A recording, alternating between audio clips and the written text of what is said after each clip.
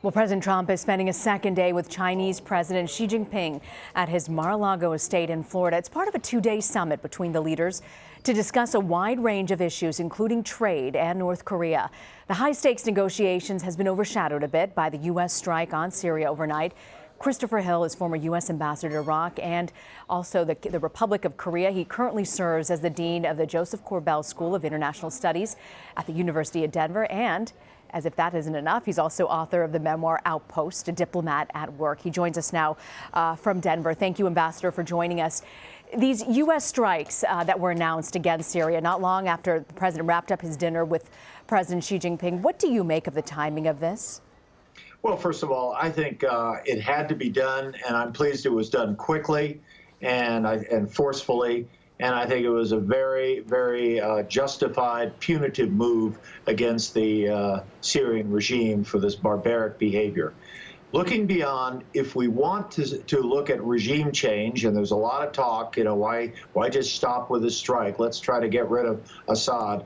I think there needs to be an understanding this is a major undertaking if we go that route. He has major allies who are on the ground, and we could be into a lot of issues, and I'm not sure the Trump administration wants to spend its next 4 years on a Syrian debacle of this kind. Ambassador Hill, we know that U.S. involvement in regime change, especially in the Middle East, has not gone well in the past. You look at Iran, you look at Egypt, you look at Iraq. Why would this be any different? I don't think it would be. It's not to say that Assad doesn't deserve to be taken out of office, but I think there's been no real effort to say what should be in Syria after Assad.